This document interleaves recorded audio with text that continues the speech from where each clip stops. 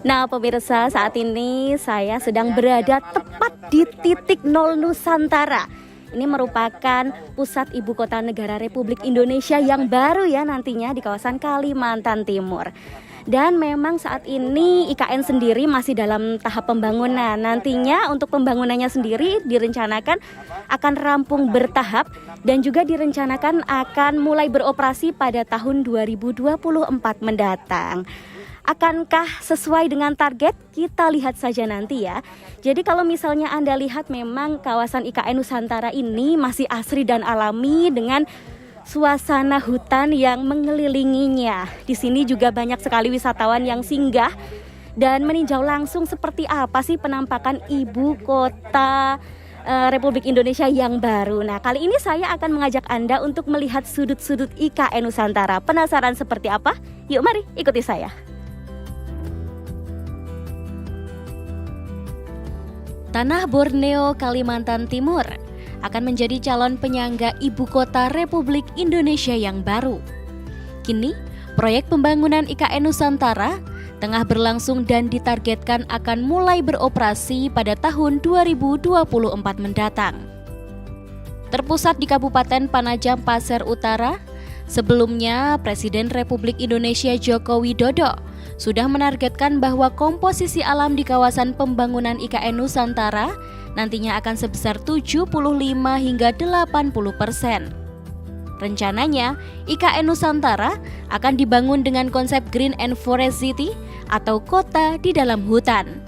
Sehingga meski berada di tengah hutan, nantinya ibu kota negara Republik Indonesia yang baru tak akan menghilangkan kearifan lokal yang ada. Penetapan IKN Nusantara ini tertuang dalam Undang-Undang Nomor 3 Tahun 2022 mengenai ibu kota negara dengan visi guna mewujudkan kota dunia untuk semua.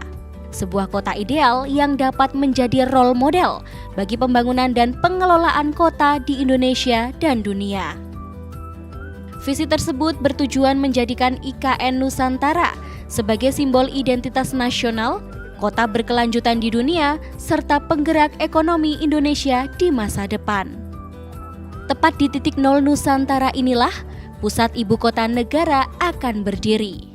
Ya, terlihat kawasan ini masih asri, dikelilingi pepohonan hijau yang rindang nan tinggi menjulang. Ini tentu menjadi poin plus tersendiri bagi wisatawan yang singgah untuk mengabadikan momen terbaik sebelum kawasan ini berdiri bangunan-bangunan mewah. Ya, kini kawasan titik nol Nusantara justru menjadi potensi wisata alam baru yang kerap disambangi wisatawan lokal maupun wisatawan luar daerah yang ingin melihat dan meninjau langsung bakal calon ibu kota Republik Indonesia.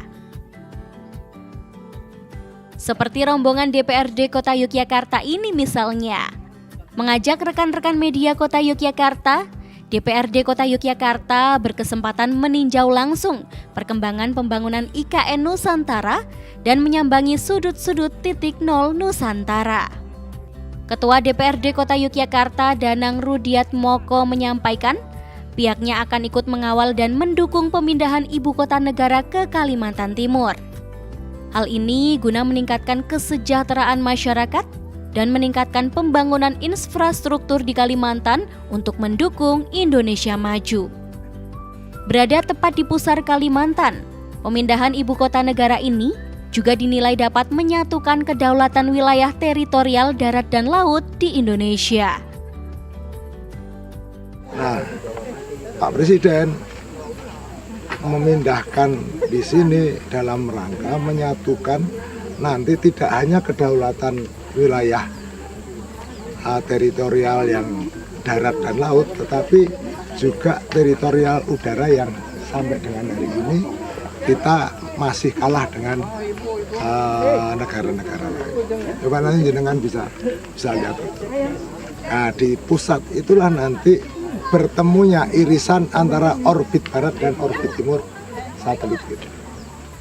Sehingga ibu kota ini memang didesain tidak untuk masa 10 atau 30 tahun, tapi ini memang menjadi pusatnya seluruh kegiatan untuk mempertahankan kedaulatan. Seperti diketahui, IKN Nusantara memiliki wilayah daratan seluas kurang lebih 256.142 hektar dan wilayah perairan laut seluas kurang lebih 68.189 hektar.